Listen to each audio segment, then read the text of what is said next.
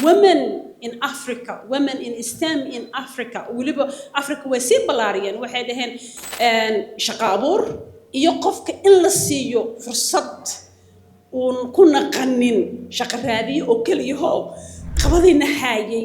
ayaa xal loo keenay runtii sharaf weyn ayay noo tahay inaan sanadkii 8aad aan qabanno Somali STEM Summit. Somali STEM Society oo association-ka umbrella oo science, technology, engineering and mathematics waxaan bilownay 2017 summit-kana 2018 qaarkiin adinkoo arday ah ayaad nagala soo qayb gasheen maantana waxaad tihiin dad jaamacada ka shaqeeyo macallimiin ah runtii fursadda bini aadamka markuu helo waxbuu isweydiiyaa laakiin intaan taas u boodin waxaan rabaa inaan u mahad celiyo wasiirka waxbarashada hidaha iyo tacliinta sare wasiir xildhibaan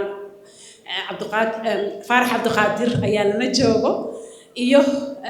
wasiir xildhibaan Maareeye oo wasiirka beeraha labada wasiir oo runtii ugu muhiimsan waayaan isleeyahay midna waa wasiirka waxbarashada wax Soomaali maxay dhahaan aqoon la'aan waa iftiin la'aan dhinaci kale toona haddaan cunto haysanin hadda qof survive garoobayo ma lahan STEM waa multi maxaa la dhahaa factor waa meel kasta ayuu galaa hadday naqanayso beeruhu galaa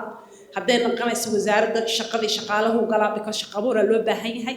wasaaradda ganacsiga galaya wasaaraddii oo waxbarashada oo ka soo askudmaba meeshaas uu kaba abuurmaba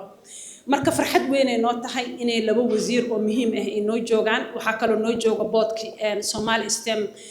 Society oo runtii muddo badan joogeen iyo mutacalimiin badan oo meel kasta ka wada yimaadeen ma rabi inaan magacyadiina wada sheego aan qaarna ka tago qaarna aan halkan ka sheego so kabacdan mahad celin iyo waxa noo joogaan representative-ka dawladda Norway oo safaaradda nagala socoto soo dhaweyn kabacdi waxaan rabaa runtii muhiimadda ay leedahay STEM iyo maxaan u suubinaa sanad kasta markaan bilaabayno waa waalantiina la dhahay af Soomaali ka dhigaan la dhahay markuu Ilaahay fursad ku siiyo oo aan naqatid gabadhii ugu horeysay women in Africa, women in STEM in Africa, waliba Africa way sii balaariyeen waxay dhaheen developing ma arkino countries yada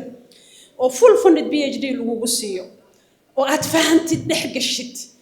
mas noloshaada waa sii wadan kartaa qurbaa joogtaa ama wadankii meeshii aad ka soo tagtay aad xasuusan oo gadaal baad soo naqan alxamdulillah waxaan ahayn runtii dad wadankoodii rabaan inay wax u qabtaan wax qabashadana ma ahan inaan siyaasiin naqano xildhibaano naqano wasiir naqano laakiin qof kasta oo Soomaaliyeed waajiba saaran waajibkaas oo saarna waxay tahay inaan isla shaqeyno dadka dawladda ku jiraan waxay u baahan yihiin garba ay ku duulaan ardadeeni iyo waalidkiina dhalana anaga wax naga sugayaan waayo waqtigii biigi waxaan ku jirnaa reproductive-ka aan nahay oo ummadii aan wax ku soo celinayn saas daraadeed waxaan looga baahan yahay dhalinyarada Soomaaliyeed in wax loo qabto maxaa loo qabanaya tacliinku waa la tiri tacliintu way kala tahay anaga xoog waxaan saarnaa xirfadaha gacmaha TVET iyo STEM shaqo abuur iyo qofka in la siiyo fursad uun ku naqanin shaqo raadiyo oo kaliya oo ku noqdo shaqo abuure bishii June waxaan launch garaynay barnaamij la yiraahdo maalmaha oo entrepreneurship reality TV show oo aan ugu talagalnay dhalinyarada Soomaaliyeed in ayna naqanin shaqo raadiyo kaliya wasaaradda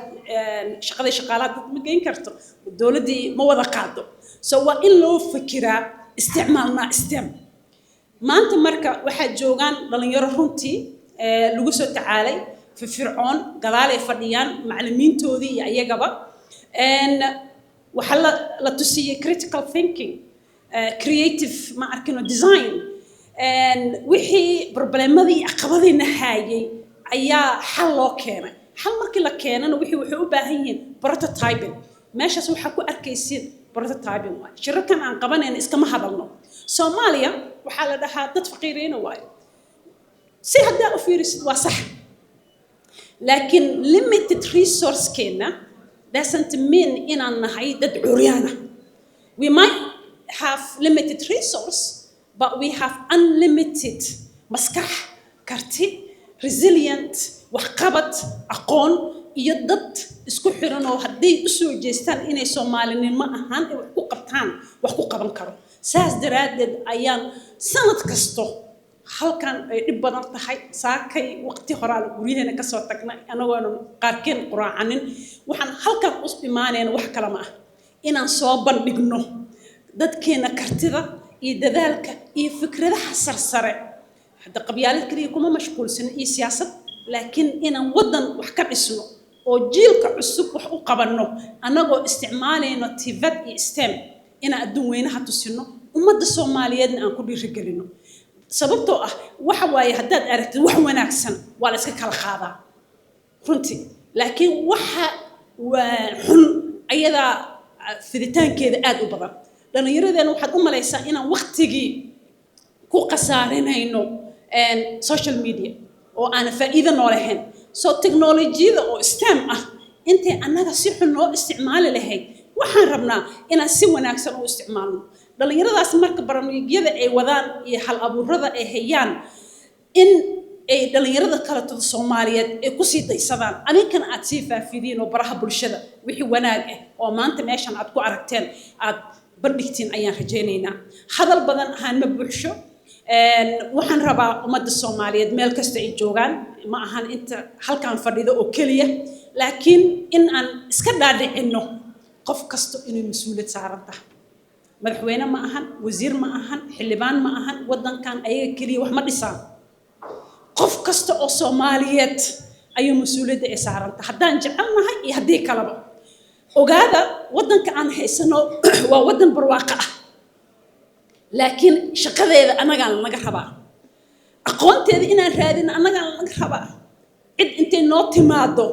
aqoontii maskaxdaada intay kala furto kugu shubaysa malaha laakiin nin baahan ayaa wax raadiyo wax soo helo ummadana wax u qabto marka waxaan rabaa in aan runtii ku everybody halkan jooga iyo kii ka maqanba in aan u soo jeesano wax qabad u qabanno nafteenna wadankeena iyo dadkeena